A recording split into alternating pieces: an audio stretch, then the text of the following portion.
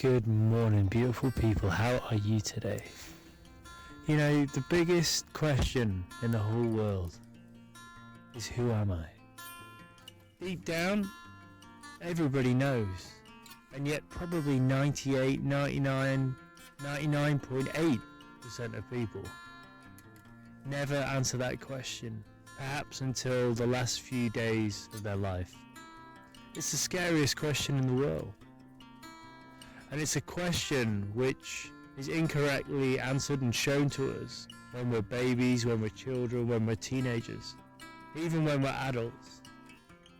It's funny that the biggest question on earth is the one where everything in our culture, in our society, particularly Western society, is built and stacked against it. In Western society, we're taught that we are our name, John Smith, Mary Curtis. In Western society, we're taught that we are our job, our position in society. Maybe that's a pupil at school. It's the job title we take. John Smith, a solicitor from the United States. And yet this is not who we are. And this is one of the main reasons that we have all sorts of problems in our society right now. Not only do we not misunderstand ourselves, we also compare ourselves with others. I'm in the British tribe, I'm in the American tribe, I'm in the German tribe, I'm from Switzerland, I'm from Namibia. Yes, this is where we're from, and there is something nice to the tribal element of our title and our category. By putting ourselves into a category, what we do is we suddenly feel like we belong somewhere, and belonging is such a strong feeling. And it's such an important feeling as well, because it gives us identity, it makes us feel like we fit in, it makes us feel as if we're like everybody else. So we won't get found out. People won't really see the true feelings and the true wants of the soul, because this is something which is scary to disclose. It's scary to step into our true selves. Because actually, most people around us think that singing out loud or being creative is a bit strange, it's a bit odd, it's not something that falls easily into that tribal category. And yet what we lose is our magic by not being ourselves, by not asking the question who we are, or not even allowing the curtains to be drawn and the true me to be revealed. What it does is it takes away our uniqueness. It takes away the very reason why we're here, the very person or the very soul we're meant to step into. And it blocks a lot of the lessons that we're meant to learn, and it makes them very hard to even see. Because while a lot of people who start that spiritual journey suddenly realize how sensitive they are, the truth is that everybody on this planet is sensitive. It's just that they're not allowing people to see that vulnerability behind them when they have this facade of being a very strong character, a very confident person. Even the most confident person in the world is incredibly sensitive. But what human beings are incredible at is papering over the cracks, wearing a mask, pretending we're the person that our parents wanted us to be, pretending we're the person that our colleagues think we should be, pretending we're the person that is perfect, that is all smiles on all the photos, that wears pristine clothes and doesn't show any chink in their armor. Now this is all well and good, but chinks in the armor are actually how we start to discover our true self.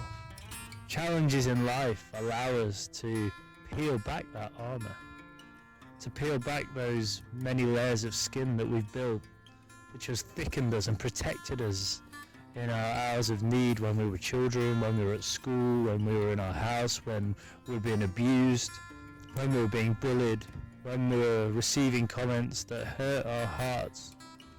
And you spend that first 18 years of your life thickening your skin, putting on another piece of armor, blocking these attacks on our souls, on our true selves, because they hurt. And we need some kind of defense mechanism. And the who we are becomes bigger. The pile of names and categories get bigger. I'm John Smith. I'm a New Yorker. Sorry, my American accent isn't great there, is it? I'll stick with the English, I think, just to be safe. I'm a solicitor. I do karate. I'm a pilot. I've got all these letters after my name. I'm a husband. I'm a father. I'm a strong man. I go to the gym. I drive a fast car. I drive a Ferrari. I drive a Porsche. And it's got more layers than I have. And I've got a villa out in the countryside. So suddenly John Smith, the nice, beautiful, soft, innocent soul, has created all these defense mechanisms around him. He's a solicitor. He can hide behind that. When people ask him what he does in life, he can give them a list of answers before they even have to go anywhere near his true self. And this happened to me. I hid behind so many names and titles and cars and houses and places and accents.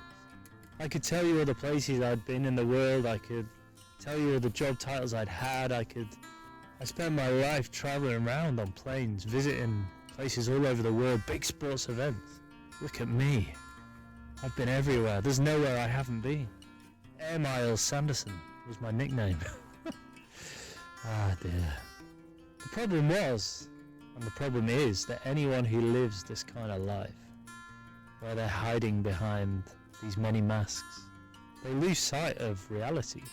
And when challenges come, those tough moments in life when you lose somebody, when a marriage doesn't work out, when someone hurts us, when we hurt ourselves, it's in these moments when suddenly these titles weigh us down.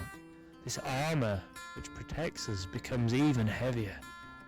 When we're feeling sick, it's harder to pretend to be somebody else. When we're feeling lonely, these titles, this act is a real burden to try and carry on playing. You realize that you're an actor in your own body. You realize as well that you're not even the thing that you see when you look in the mirror. You're not your skin, you're not your bones, you're not that pretty face, or that ugly face, or however you see yourself. You realize that that means nothing.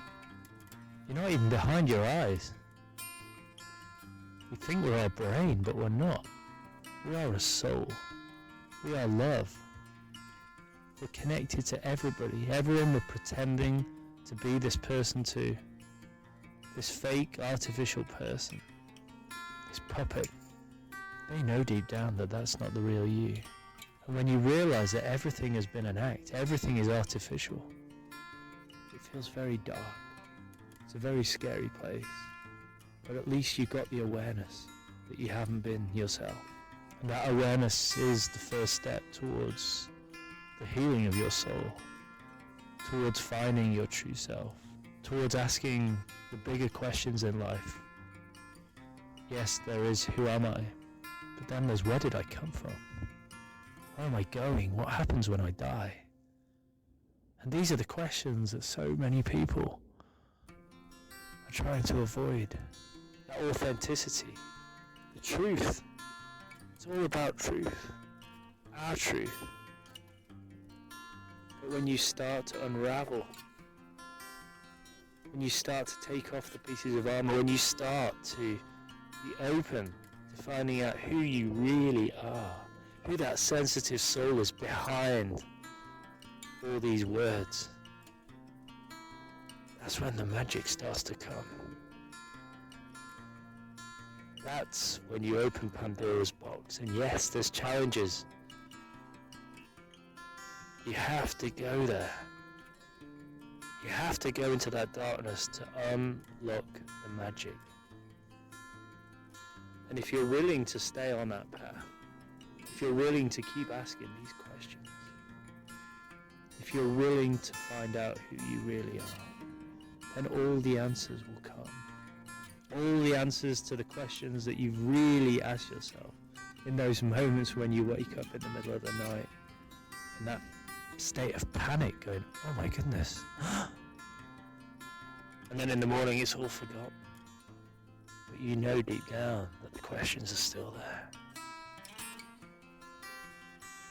But the beautiful thing is that when you are yourself, when you've stepped into that truth, when you start acting like the person that you truly are and not the person that everybody else wants you to be, suddenly all the gifts come. Your creativity starts to emerge. All those things you thought you couldn't do, all those things you'd forgotten you could do, all those things you'd forgotten you loved doing, they suddenly emerge. They're there, dancing in front of you, and you can paint, you can play music, you can sing, you can create, you can draw, you can cook. And I'm not just talking about basic stuff here. Because if you switch off all those conditioned things, if you actually just put a blank paper in front of you and just write or just draw or just paint or just design, then the beautiful side of your soul spills out onto that page. And when you check into your heart, your true passions of life start to emerge. Things you never knew you loved, things you never knew you were good at. Because there's no such thing as a good writer or a bad writer. Good and bad don't exist. Two sides to the same coin. They are one. The good is just a judgment, the bad is just a judgment. Well, yeah, maybe some people will pay millions for one thing and throw the other thing in the bin. But the truth is, if the right person sees the painting you're about to throw away because everyone says it's rubbish, then they'll pay $1 million for that too. This is the reason we are on this planet, to find out who we are and to evolve, to develop ourselves. And that doesn't need any effort. And it's funny because when I wrote my book, it was always a lifelong dream. I got it out and everyone suddenly started saying, wow, you're amazing, well done, you've written a book.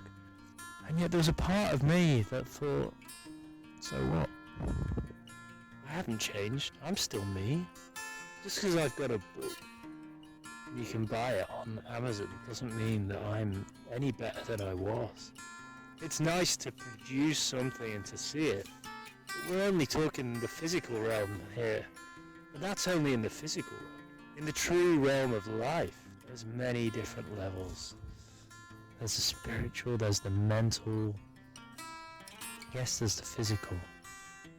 In most of the dimensions that we know, that our soul knows, you can't physically buy books. And the moment you step into your true self, whatever you do becomes a part of you. So that book is essentially my autobiography. It was me just spilling my heart out onto the page. At least the best bits were anyway. The painting that you paint, if you're clear, if you've cleaned your chakras, if you're meditating, if you're in a good space, if you're truly in that space of being you, and I'm not talking about you the name, you the job title, you the anything else, I'm just talking about you, the soul. The one thing that's going to carry on after this lifetime. Your body's not going to be there, that's for sure. Anything that you produce in the physical world isn't going to be here. But one of the things you definitely don't get asked when you enter heaven is, what's your job title? It's just going to be you, the nameless you. And if you've spent your lifetime going down that road and being yourself, I think the crows are agreeing with what I say. They're flying above me in great numbers. Yes, me too. It is a beautiful sunrise, yes. Thank you.